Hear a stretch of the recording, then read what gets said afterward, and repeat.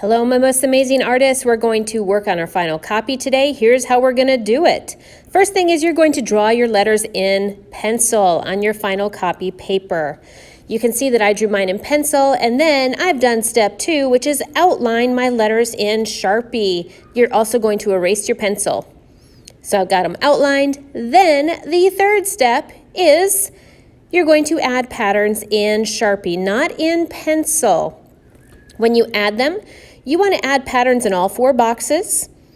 You want to choose patterns that are a little bit different from each other. There are these pattern sheet ideas you can use to help you. You might want some to go horizontally, some to go vertically. The one I'm putting in right now is a wavy line because the first one I did was straight lines.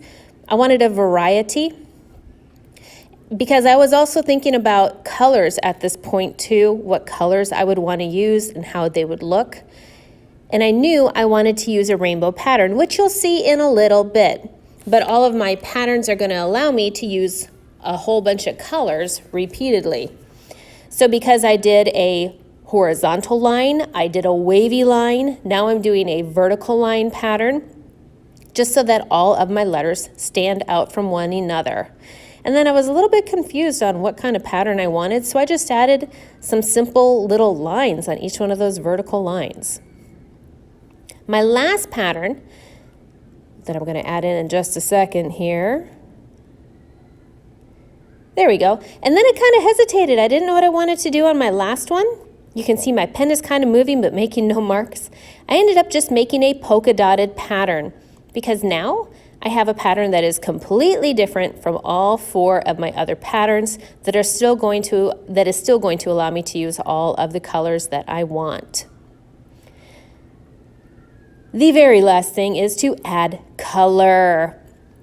When I chose my colors, I chose colors that I could use repeatedly. So each box has the same colors, and it helps bring harmony and balance to my piece. We're going to be using the Super Tips Sharpie to do our black letters, but these Super Tip markers by Crayola are really cool because you can use the side of the marker and it makes a nice dark line, dark mark. And I'm going to use a rainbow of colors. In just one sec, you will see the finished one. So here's my finished one. These are the colors that I used for every box. I used the same ones. I didn't just pick a different one every time. And then it is finished. The very last thing you're going to have to do is you are going to sign your name in one of the letters. So here I'm going to write Jen and then 2020 because we always sign our Square One artwork. And then that will be the last step. If you have questions or if you need help picking colors, please ask me. I'm happy to help you. Here we go.